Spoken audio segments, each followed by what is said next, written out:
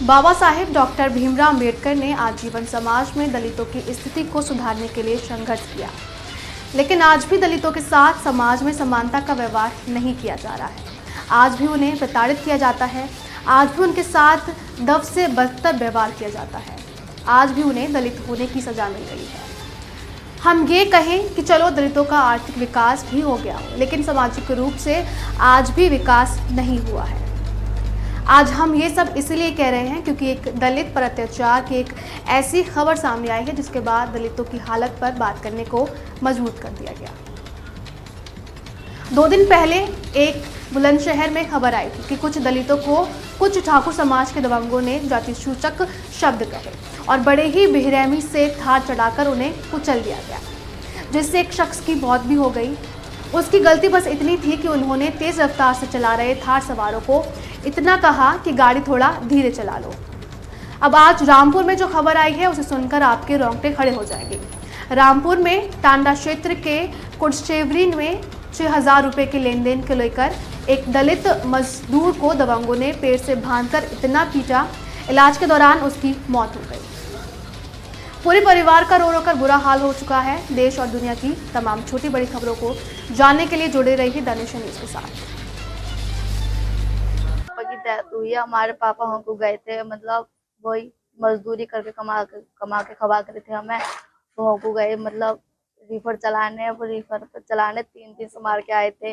और मतलब वो बंदूक चली थी ना, तो मेरे पापा डर गए थे तो घर को आ गए थे। तो वो लुभाने भी आए हैं मेरे पापा को, मेरे पापा डर के मारे गए नहीं।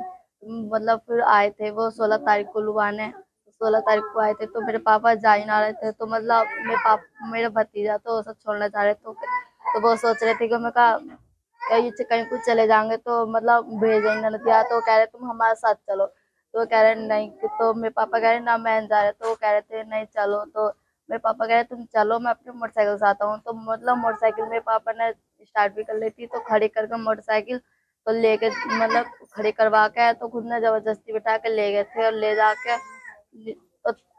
वो 2 जने ऐसे लेके गए थे और मतलब 2 जने वहां पे थे, तो 3 जनों ने मारा और 1 जना खड़ा था। वो बच्चा भी आया था साथ में लुभाने, तो वो बच्चा खड़ा था और 3 जने लुभा के ले, 3 जनों ने मारा था उन्हें और मार के और पेड़ में लटका के नीरा मारा था मेरे पापा को। क्या हालत उनकी बहुत बेकार थी।